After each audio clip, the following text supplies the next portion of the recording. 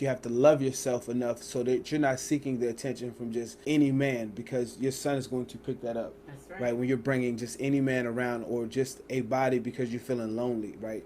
Being a mom, a single mom, is a full-time job, right? It's a Yes. full-time job. Your son has to have priority. Your son has to be treated and surrounded with positive men. Like, you shouldn't date anyone that you don't want your son to become. Ooh, that's good. Naturally, we are nurturers, so we end up serving our sons like we would serve our future husband. What's the harm in doing that, and how do single mothers teach our sons responsibility? If you're catering to your son, then he's going to expect every woman he meets to cater to him, and it will handicap him in the long run because he won't know how to do anything on his own. Right? Mm-hmm. As a man, he's supposed to be able to add value. That's something that I believe that men should do. Men add value. When a man comes into a relationship or situation, things should automatically get better. But if you're always providing from him and he doesn't know how to do anything on his own, he doesn't add value. He doesn't have a sense of importance. And I see this sometimes, right? Women tend to raise their daughter while nurturing their sons, right? Yes. Your daughter is the one that's responsible. Your daughter's doing laundry, your daughter's doing dishes, your daughter has a job, but your son doesn't, right? You want your son to understand the importance of being involved in a family, and his role is to have a job. There's some things that he do. I think that, with our culture, we get away with this all inclusive, like anything women can do, men can do, Oh gosh, and yeah. and including everybody, you exclude the roles that people are supposed to excel in, right? Your man, your child, your son should take out the trash. Your child should pump your gas, right? If you have a child over the age of 8 and you're a single mother, you shouldn't be pumping your gas, right? He should be learning how to open your door. He should be taking out the trash. He needs the sense of importance, Yes, right? this He is needs good to stuff, feel ladies. valued. There is something that you need a job. You need to do something, right? You need to be opening the doors. You have to train him up to be a That's good. gentleman throughout his whole life. There's some things that he needs to see and he needs to do. Make up your bed every morning, right? Because if you're not making up your bed in my house, then you're not going to make up your bed in college, and you're just going to be a messy man.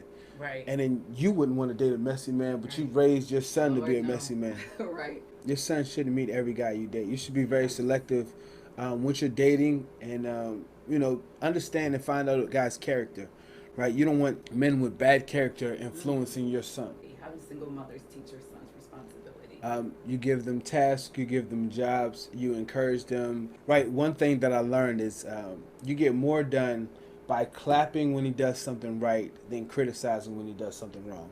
And this goes for women with their husbands as well, right? You'll get more accomplished by celebrating. Hey, just show, men require respect, right? Just show that I appreciate you.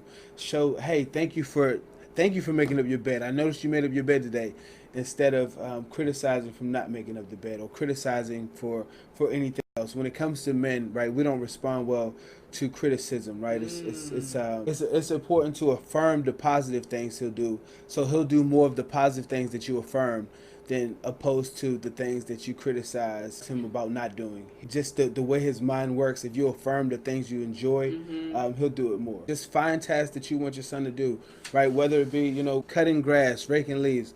He needs to have a job, and it's important for him to establish this. I know one of my friends, her son has a checklist, a weekly checklist of things for him to do throughout the Wow, week. that's Hey, good. hey, on Tuesdays is your days to vacuum, right? Just Good. just to instill this into his mind, right? I have a responsibility. I have something that I do. I have a job. Yes. I add Yes. value to this family. We're going to talk about discipline. So, as single mothers, we're tired. We're wearing multiple hats. Some of us have multiple jobs. Some of us do not have family nearby, and it can get taxing on us. And sometimes we tend to discipline in anger. So, what advice would you give single mothers in terms of disciplining their son? Somehow tie that into consistency. I guess the disclaimer is I'm not a single mother, right? So I understand the hats and the things that you wear, and how frustrating it can be, because you're carrying a burden that, by design, God didn't design you to carry this By yourself. on your own. That's right. So I would encourage anyone, if possible and when possible, don't discipline out of anger. Don't discipline out of frustration. Make sure you get your time to, whether or not it's like go to your room and you get some time to cool down, so you can discipline in manners that you can stick to. Because the biggest issue that I've seen is when you discipline and punish to a certain level that you can't stick to. Right, you say no TV for 2 weeks, and then a week later you're letting them watch TV. When you don't stick to that discipline, then it loses value. It loses sting. It's not discipline anymore. And then they'll start poking that guilt at you. Well, you know, I do this because, you know, I do this because I don't have my father around. You know, right. You have to discipline in measures that you can stick to.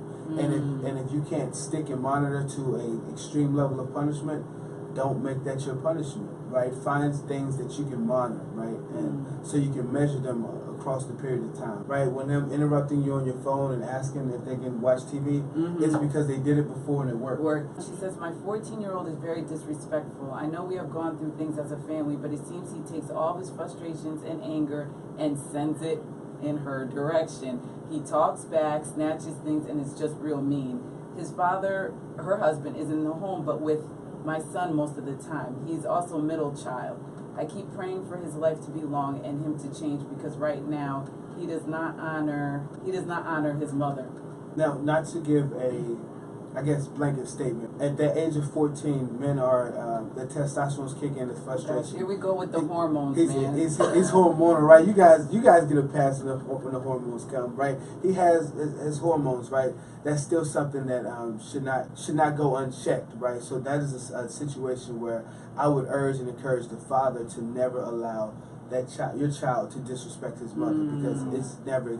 Do we not have hormones growing up? Because we done experienced the same thing, but we knew how to act when we were in our households, right? I mean, I don't want to say hormones are an excuse. I really don't, because they're not, and I get it. But it's like, we didn't. Well, so what's going on here? So when I say we didn't, right?